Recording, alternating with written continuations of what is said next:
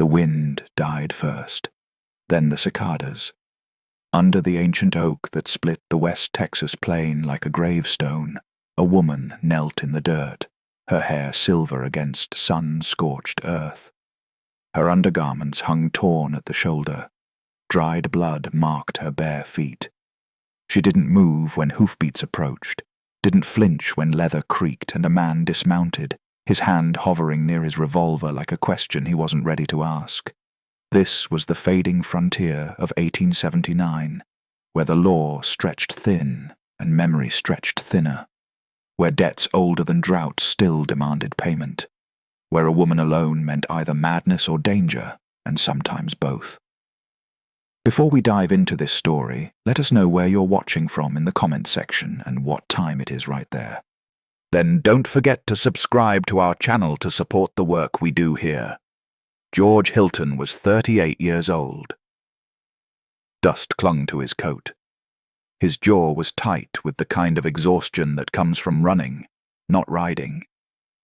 He'd been fleeing men he once called brothers. Men whose code he'd broken when he chose survival over loyalty. His white horse stamped nervously behind him. The woman's voice cut through the stillness, low and certain. If they're hunting you, it's because you lived when you weren't supposed to. George's hand twitched toward his gun. His throat went dry. She hadn't looked up, hadn't even turned her head. Yet she knew his sins, knew his trail, knew the names of the ghosts riding hard behind him. He crouched, slowly studying her face, weathered skin, sharp cheekbones, eyes that had stopped asking for mercy years ago. Her name surfaced from some half-buried place in his memory. Alice Benny. The woman they called cursed. The one who'd survived when she shouldn't have. How do you know who's hunting me? His voice came out rougher than he intended. Alice lifted her head then. Her gaze was green and hard as bottle glass. Because I paid for you to live once, and they never forgave me for it. George felt the ground shift beneath his boots. The oak's shadows stretched long across the cracked earth. Somewhere in the distance, dust rose in a thin line, riders coming fast. Alice struggled to stand. George caught her elbow before she fell. Her skin burned with fever. She pulled away from his grip, but not before he felt her trembling. "We need to move," he said. "I've been running for 16 years. Alice's voice was steady despite her weakness. "What's one more day?" George glanced back at the dust cloud. Closer now. He could make out 3 shapes, maybe 4, his past catching up in the worst possible way. He didn't know who this woman really was, didn't know why she'd stayed here beneath this oak like she was guarding something invisible. But when she looked at him with recognition he didn't deserve, he understood one thing clearly. His survival had cost someone everything. And the bill had finally come due. The riders would reach them by sundown. George helped Alice onto his horse, her weight barely registering against the animal's strength. She didn't thank him, didn't speak at all as they rode away from the oak, leaving only their shadows behind. The truth was George Hilton had been a coward once, had walked away when blood was about to spill, had lived while others paid the price. He'd spent years outrunning that choice, moving from town to town, taking work that kept him moving, kept him forgetting. But the woman riding behind him, silent, burning with fever, carrying secrets like stones, she remembered everything. They rode in silence for 3 hours before George felt safe enough to stop. The land here folded into low rises, dotted with mesquite, enough cover to hide smoke if he kept the fire small. Alice hadn't spoken since they'd left the oak. She swayed in the saddle, her fever heat radiating against his back where she leaned for balance. When he helped her down, her legs buckled. George caught her, felt how little she weighed, how her bones pressed sharp through skin. She pushed away from him the moment her feet touched ground. "I can stand," she said. "Didn't say you couldn't." George built the fire, while Alice sat wrapped in his coat, watching him with eyes that saw too much. The flames caught, throwing shadows across her face. She looked older in the firelight, worn down to something essential and unbreakable. "They called you the Oak Woman," George said, not looking at her. "In the towns. Said you were cursed to survive." "Cursed." Alice's laugh was dry as the wind. "That's one word for it." George poured water from his canteen into a tin cup, handed it to her. She drank without thanking him. He settled across the fire, close enough to watch for riders, far enough to breathe. The silence stretched until memory filled it. 16 years earlier, George had been 22 and stupid, with the kind of loyalty that comes cheap when you're young and angry. The gang had been 6 men then, brothers in the way violence makes brothers. They'd stopped the wagon at dusk, guns drawn, faces covered. Children. 8 of them, huddled together. No adults. Just scared eyes and small hands clutching each other. Garrett, the leader, had sent George to scout ahead, make sure no law was coming. George had obeyed because that's what you did. You followed orders. You didn't ask questions. When he'd returned at dawn, the wagon was gone. The men were silent, smoking, counting money he hadn't seen them take. George had asked where the settlers went. "Handled," Garrett had said. One word. Final. George had assumed that meant graves. "You stayed near that oak," George said now, his voice rough. "Even when they drove you off, you could have gone anywhere." Alice stared into the fire. "That's where I made the deal." Someone had to remember. Remember what? What it cost. She looked at him then, and her gaze carried weight he couldn't bear. "You were there, George. That night. You rode away before they finalized it." His throat went tight. "I thought." "You thought they killed those children." Alice's voice was steady, merciless. "They would have. I gave them everything instead. My land. My name. My future. They let the children go." George felt the ground opening beneath him. All those years he'd carried the weight of assumed murder, guilt for deaths that never happened. But the truth was worse. He'd lived free while she'd paid the price. "The others in the gang," George said quietly. "Most of them are dead now. I know. And I survived." "Yes." Alice pulled his coat tighter. "That's what cowards do. They live while braver people burn." The words should have stung. Instead, they felt like relief, like someone finally naming what he'd always known. "Why didn't you run?" George asked. "After all these years, why stay?" Alice met his eyes across the flames.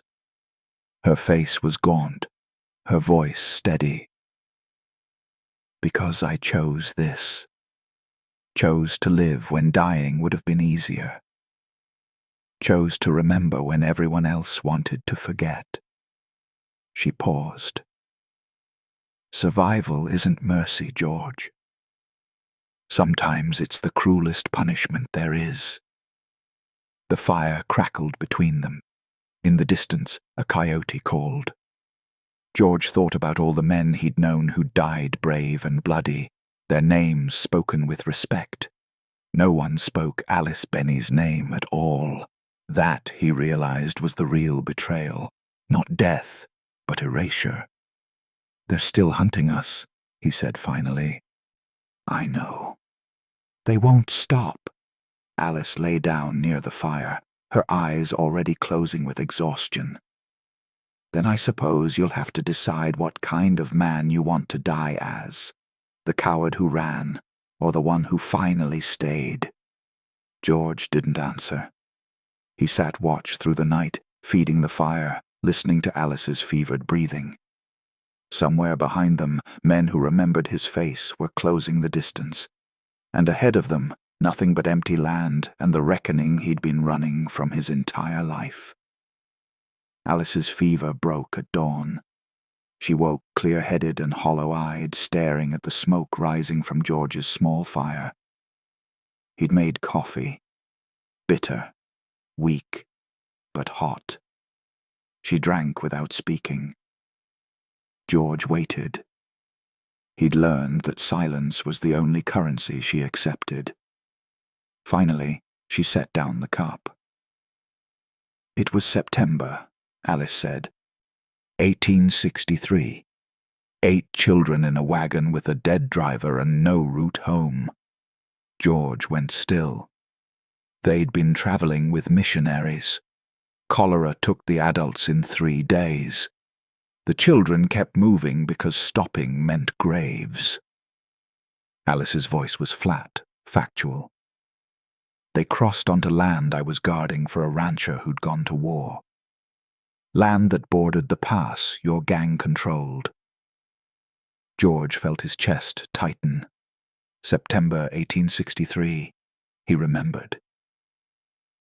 6 men stopped them at dusk, Alice continued. "Garrett, Mason, the Clayton brothers. You." She glanced at him. "And one more whose name I never learned." "Briggs," George said quietly. "Dead 5 years now." "Good." No emotion in the word, just a statement of fact. Alice stared into the fire. "I heard the children crying from half a mile away. Rode out and found guns drawn. Garrett demanded the wagon, the supplies, everything. Said children that young wouldn't survive the frontier anyway. Might as well die quick." George's hands clenched around his cup. "I offered the land instead," Alice said. 300 acres of good grazing, a creek that didn't run dry, worth more than anything in that wagon." She paused. Garrett laughed, said he'd take both. "But you negotiated." "I traded." Alice's voice hardened. "The land. My silence about their faces, their names, their roots, and my reputation." She looked at George directly. "They spread word I'd collaborated, that I'd sold the land willingly, that I'd profited from dead missionaries." George felt sick. "The children lived," Alice said. "Garrett sent them west with supplies and a map, told them to say soldiers saved them." Her laugh was bitter. "Heroes. That's what they became. The men who spared orphans out of mercy." "And you?" "I became the woman who'd betrayed the dead for gold." Alice set her cup down carefully. "The rancher returned from war, found his land sold to outlaws, accused me of theft. No one believed my story. Why would they? A woman alone making deals with criminals." George thought of the timeline. He'd been sent to scout that night in September. Returned to find the wagon gone and the gang celebrating. They'd told him the settlers were handled. He'd assumed blood. He'd been wrong. But Alice had paid the price for his assumption. "The town called me cursed," Alice continued. "Said anyone who survived when they shouldn't must have made a deal with something darker than outlaws. She met his eyes. They weren't wrong. You saved 8 lives. I erased my own. Alice stood slowly, steadier now. That's the cost no one talks about. You can trade your future for someone else's, but you can't trade back. Once you're gone from the story, you stay gone. George rose, facing her across the dead fire. Those children, where are they now? Grown, scattered, some in town probably. Alice's voice was hollow. They don't know my name, don't know what I gave. That was part of the deal. The morning sun broke across the plain, harsh and unforgiving. George looked at Alice Benny, the woman who'd sacrificed everything so children could live, so his gang could profit, so he could ride away clean. She'd survived, but survival, he understood now, wasn't the same as living. I was there, George said finally, that night. I'm one of the reasons you're here. I know. Alice picked up his coat, folded it with care. Why do you think I told you? They saw the riders at noon, 3 shapes moving steady across the plain, too deliberate to be drifters. George recognized the formation, Garrett's old pattern, flanking wide to cut off escape routes. They're not just hunting me, George said, watching through the heat shimmer. They're hunting you too. Alice didn't flinch. They always were. I'm the only one who knows what really happened that night. Loose ends don't survive in their world. George felt the weight of it settle. His life had been bought once, paid for with Alice's land, her name, her future. The debt had been invisible for 16 years, but it had always been there, compounding like interest on a loan he'd never known he'd taken. Now payment was due. In blood or witness, the outlaws would collect. There's a town 4 miles east, George said, already planning. I'll lead them south. Give you time to... No. The word was final. George turned to find Alice already mounted on his horse, her jaw set. You think leaving me helps? Alice's voice was sharp. I've been running since 1863. Running erased me, made me a ghost story. I won't disappear again just so you can feel noble. They'll kill you. They'll try. Alice met his eyes. And maybe they'll succeed. But I'd rather die with my name spoken aloud than survive as the cursed woman under the oak. George stared at her. This woman who'd traded everything once and refused to trade anything again. He understood then that survival wasn't her goal anymore. Witness was. The town won't protect you, he said. They remember the stories. They'll recognize me, Alice interrupted. And maybe that's enough. They rode into Belton as the sun tilted west. George kept his hand near his gun, scanning for familiar faces. Alice sat rigid behind him, her presence drawing stares from every porch and window. The whispers started before they dismounted. That's her, the oak woman. Thought she was dead. Cursed, they say. Survived when she shouldn't have. An old woman in a faded dress stepped onto the boardwalk, squinting. Recognition flickered across her face. Not of Alice, but of something deeper. Memory working backward through years.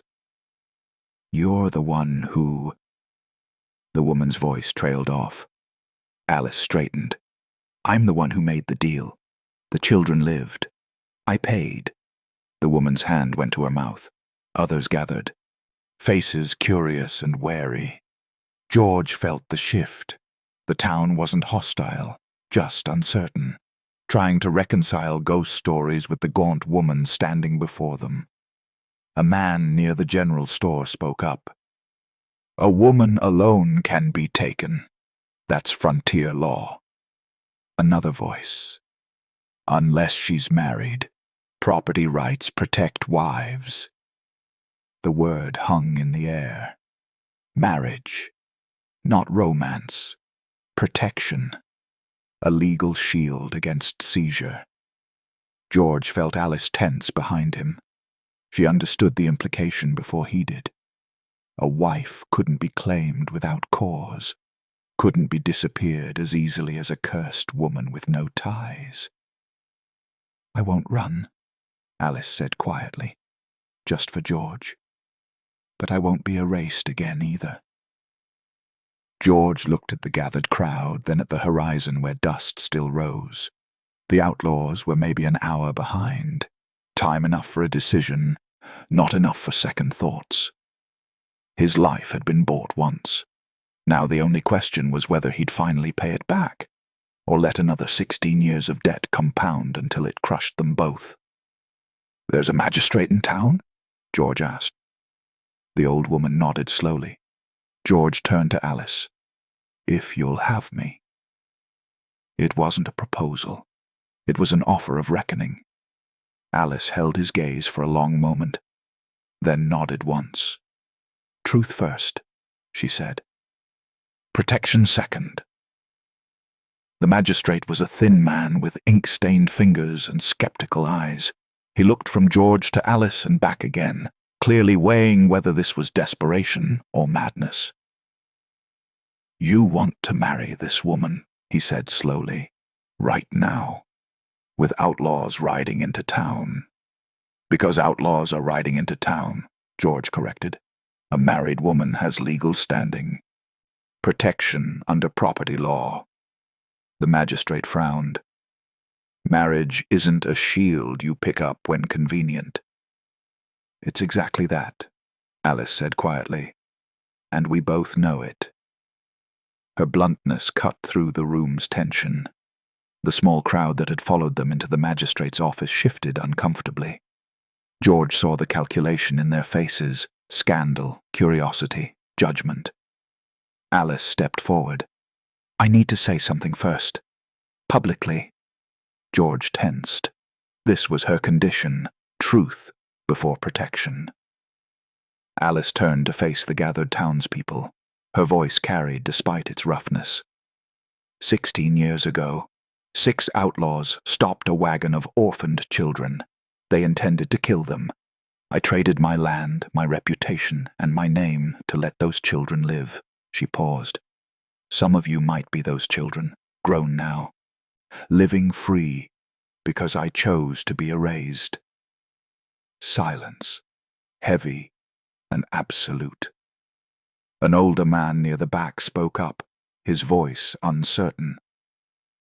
"The missionaries' wagon, 1863. We were told soldiers saved us." "You were told a lie," Alice said. "I saved you, and George Hilton here was part of the gang that would have killed you." Gasps rippled through the room. George felt every eye turn toward him, accusations forming before he could speak. "He didn't know," Alice continued. "He was sent away before the deal concluded. But his life, all your lives, were bought with my sacrifice." The magistrate looked shaken. "This is highly irregular." "This is truth," Alice said. "And now I'm asking for protection under the law. Not as a favor, as payment for debt owed." George stepped beside her, not in front. "I'm offering marriage, not romance, not redemption. Just legal protection and public witness that Alice Benny exists, that her sacrifice matters, and that she won't be erased again." The magistrate studied them both, finally nodded. "If you both consent." "I consent," George said. Alice hesitated. Marriage meant surrendering autonomy she'd fought to keep. Meant binding herself to a man who represented everything she'd lost. But running had cost her more. "I consent," she said. "On these terms, I keep my name, I maintain my own counsel, and this marriage serves truth before convenience. George met her eyes. Agreed. The ceremony lasted 3 minutes. No rings, no kiss. Just words spoken plainly and witnessed by a town still processing the revelation. When the magistrate pronounced them married, no one applauded. Outside, the sun was dropping.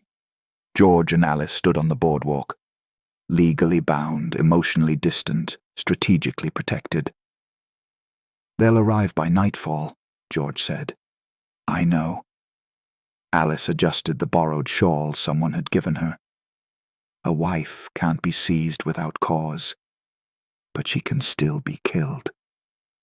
Not while I'm standing. Alice looked at him. This man who'd been part of her destruction and now stood as her unlikely shield. Don't make promises you can't keep. I'm not promising protection, George said quietly. I'm promising witness. If they come for you, the whole town will see it. Alice nodded slowly. It wasn't safety, but it was visibility. And after 16 years of invisibility, that was worth the risk. "Where do we stay?" she asked. "The boarding house has rooms. Separate rooms," Alice said firmly. George almost smiled. Separate rooms. Their partnership had terms, clear boundaries. No illusions.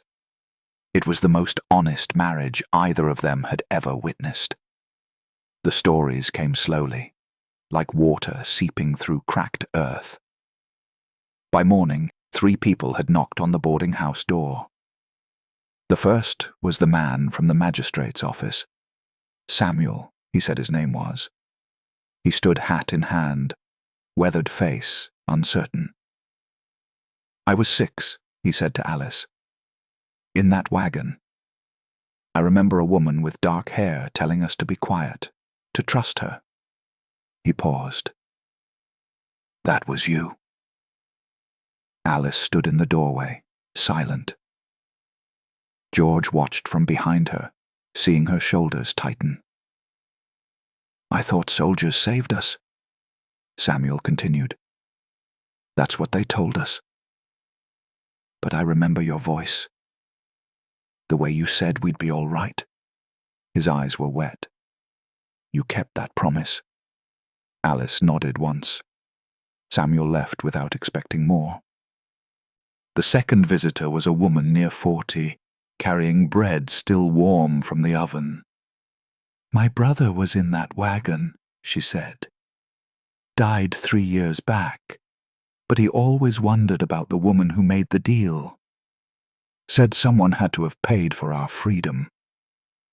She set the bread in Alice's hands. "Thank you." The third was younger, maybe 25. He didn't speak at all, just stood staring at Alice like he was trying to reconcile memory with reality. Finally, he touched his hat and walked away. By afternoon, the whispers had changed. No longer cursed, no longer mad. Now, they said, Savior. The woman who traded everything. Alice Benny. Her name had weight again. George stood at the boarding house window, watching townspeople pass. Some glanced up at Alice's room. Others stopped to talk in clusters, piecing together a story that had been buried for 16 years. He felt the unworthiness settle deeper. These people, grown now, living full lives, existed because Alice had chosen erasure, and he'd ridden away free, never knowing the cost. "You're brooding," Alice said from the doorway. George turned. She looked stronger today. The fever had fully broken, and someone had given her a proper dress. She almost looked like she belonged. "They're grateful," George said. "They're guilty." Alice moved to the window beside him. Gratitude and guilt look similar from a distance. "You saved them." "I made a trade." Alice's voice was flat. "Don't make me a saint, George. I'm not." "Then what are you?" Alice was quiet for a long moment. Outside, two women stopped to look up at the window. One pointed. The other nodded slowly. "I'm angry," Alice said finally. "I've been angry for 16 years. At the outlaws, at the town, at God." She paused. "At myself for surviving when dying might have been easier." George heard the bitterness beneath her words, not directed at the town, but inward. Poison she'd been drinking for years. "The marriage," he said carefully. "It doesn't have to stay transactional." Alice looked at him sharply. "Meaning? Meaning you don't owe me gratitude for standing beside you, and I don't owe you redemption for my cowardice." George met her eyes. "But maybe we both deserve something more than survival." Alice held his gaze. The distance between them felt smaller suddenly. Not romance, something quieter. Recognition between two people who'd both learned that living wasn't the same as being alive. "They're coming tonight," Alice said, looking back toward the horizon. "The outlaws. This is all temporary." "Maybe." George stepped back, giving her space. "But your name isn't temporary anymore. The town remembers. That's permanent." Alice's expression softened almost imperceptibly.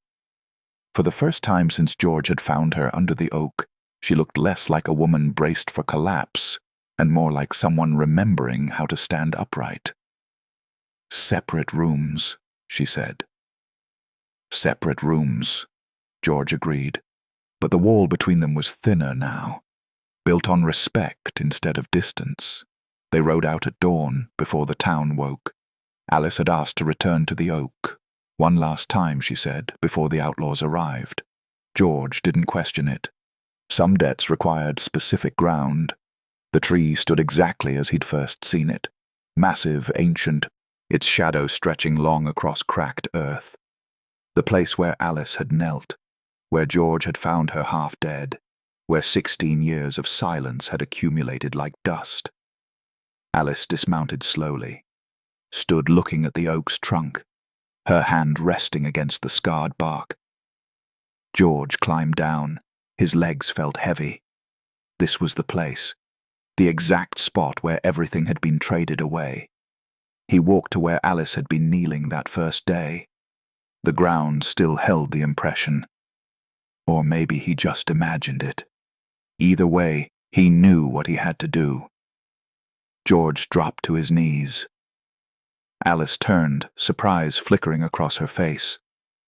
"I need to say this here," George said, his voice rough. "Where it happened. Where you paid. George, I was part of the gang that night." The words came hard, like pulling bones from a wound. "September 1863. 6 of us stopped that wagon. Garrett sent me to scout ahead before the deal was made. I obeyed, because that's what I did. I followed orders and didn't ask questions." Alice stood silent, listening. "When I came back, the wagon was gone. The men were counting money. I asked where the children went. Garrett said handled, one word. I assumed." George's throat tightened. "I assumed they were dead. Assumed we'd murdered them." The wind moved through the oak's branches. Nothing else stirred. "I carried that guilt for 16 years," George continued. "Survivor's guilt. Coward's guilt. I thought I was living with the weight of dead children."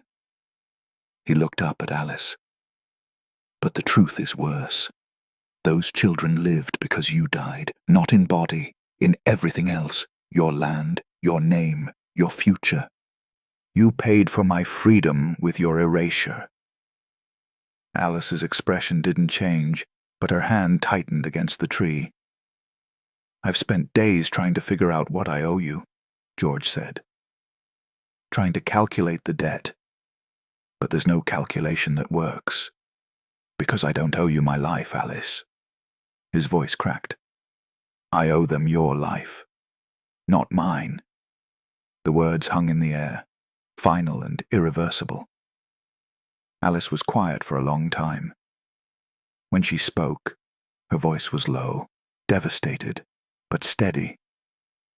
You think confession changes the math? No. George stayed kneeling. Nothing changes it. The debt is unpayable. I know that. Then why say it? Because you deserve to hear someone name the cost. George looked at the ground where Alice had collapsed. You've been invisible for 16 years. Your sacrifice erased. Someone needs to witness what you gave, even if it's just me, even if I'm the last person who deserves to. Alice turned away, facing the horizon. Her shoulders were rigid, her breathing careful. I don't forgive you, she said finally. I know. I don't know if I ever will. I know. But I hear you. Alice's voice was barely audible. Someone finally hears me too. George stayed kneeling. This wasn't about standing up, about moving forward, about redemption earned. This was about staying on the ground where Alice had been forced to kneel, about making visible what had been hidden. The marriage certificate meant nothing compared to this moment. Legal protection was strategy. But this, confession in the place of transaction, this was truth. Alice walked to where George knelt, stood before him, this woman who'd traded everything, looking down at the man who'd unknowingly benefited. Get up, she said quietly. George rose slowly. They stood facing each other beneath the oak, no longer savior and victim, no longer husband and wife in any traditional sense, just two people who'd survived different versions of the same night. And survival, George understood now, was only the beginning of payment. They came as the sun bled red across the horizon, 4 riders in a line, moving slow and deliberate down the main street. Garrett in front, grey now but still hard-eyed. The Clayton brothers flanking. A 4th man George didn't recognize. The town had been waiting. Word spread fast in places this small. By the time the outlaws reached the boarding house, 50 people lined the boardwalk, silent, watching. George stood in the street, hand near his gun but not touching it. Alice stepped out beside him, not beside, her borrowed dress catching the last light. Garrett reined in 10 feet away. His gaze moved from George to Alice, recognition sparking cold. Thought you were dead, Garrett said to Alice. You made sure everyone else did too. Alice's voice carried clear across the gathering crowd. Garrett's jaw tightened. You're a loose end, woman. Loose ends get tied off. Or they get witnessed, Alice gestured to the crowd. These people know what happened. September 1863. 6 outlaws, 8 children. A bargain that saved lives. Ancient history, one of the Clayton brothers muttered. Not to them. Alice pointed to Samuel standing near the general store. He was 6 years old in that wagon, or her. She indicated the woman who'd brought bread. Her brother remembered my voice until the day he died. The crowd shifted closer, not threatening, bearing witness. Garrett's hand moved toward his gun. George tensed, ready to draw, but Alice stepped forward, placing herself in the open space between the outlaws and the town. You can shoot me, she said quietly. Kill George. Ride out and disappear like you always do. Her voice hardened. But you can't erase what happened. Not anymore.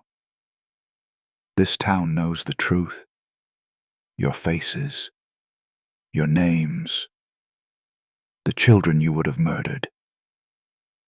We let them live, Garrett said, but his voice lacked conviction.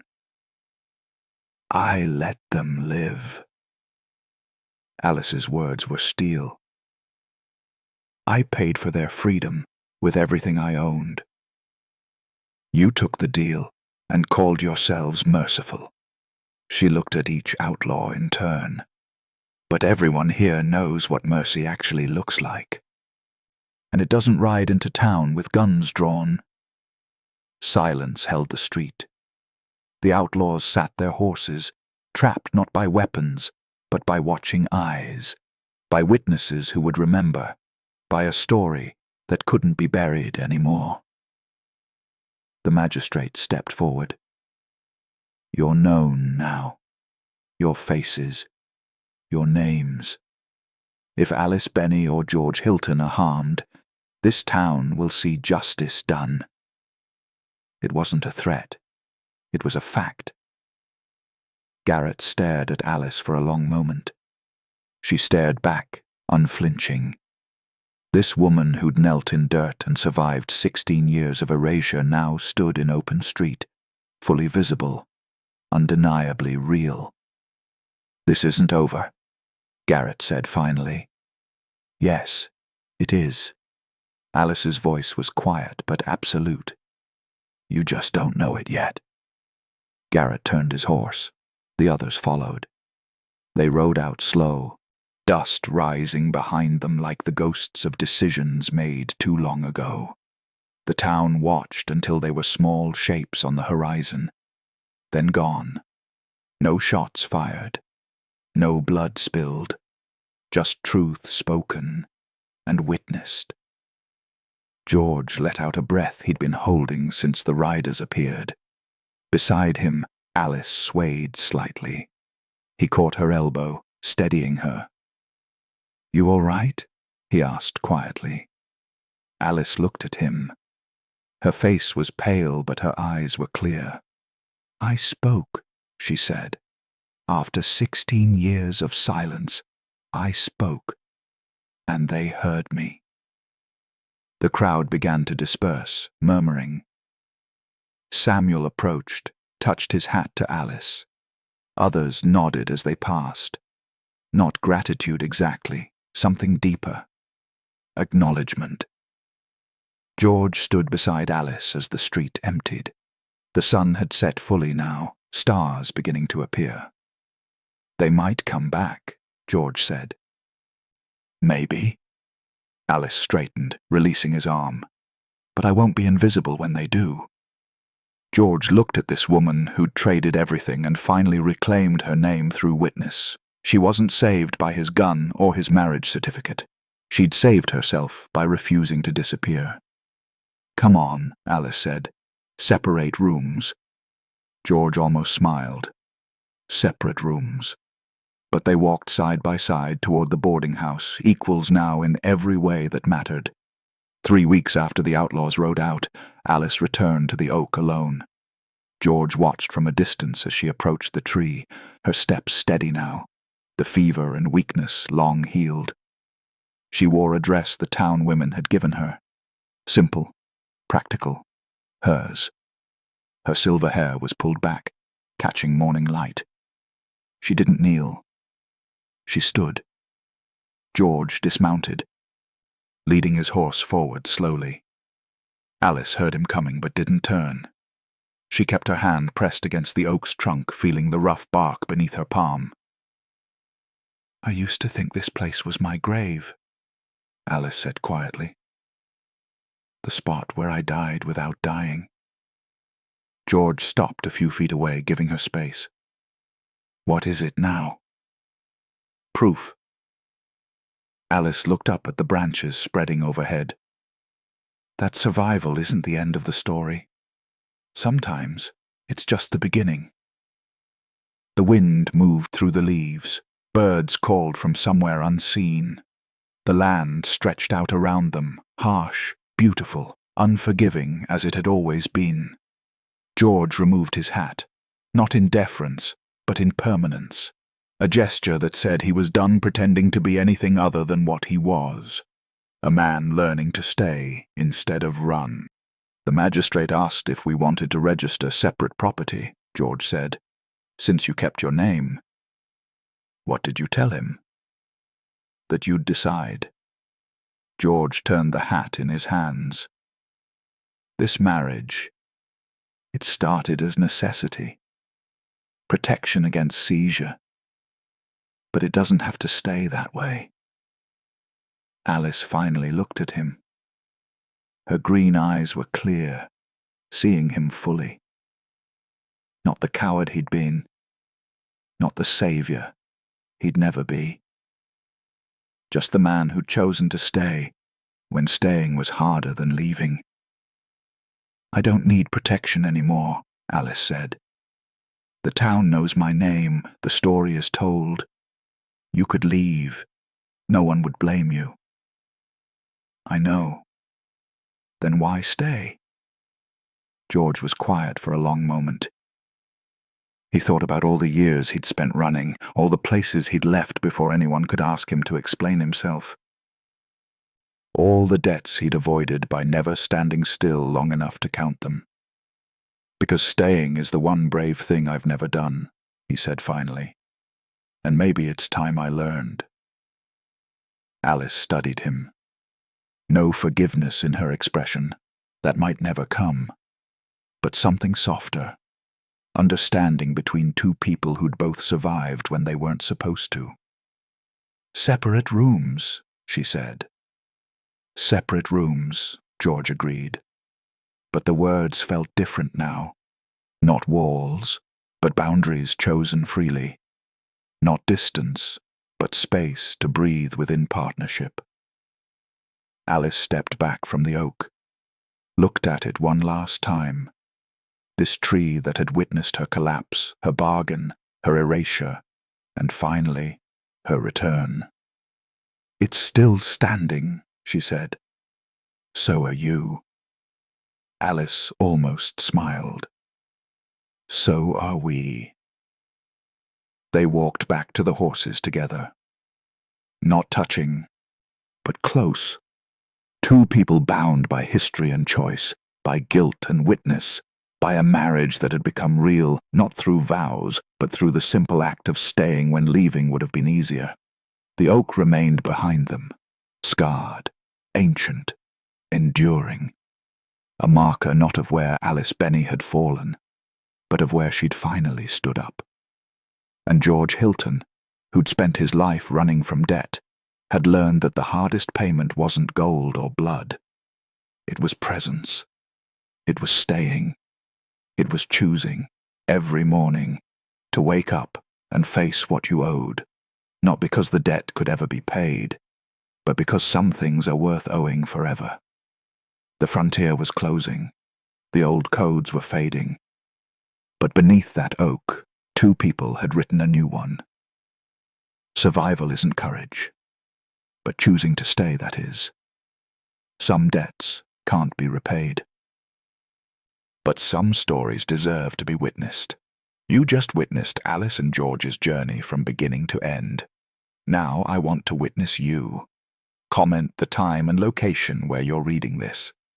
Let's build a map of everyone who stayed for this story. Subscribe so you don't miss the next one, because the bravest thing you can do is keep showing up.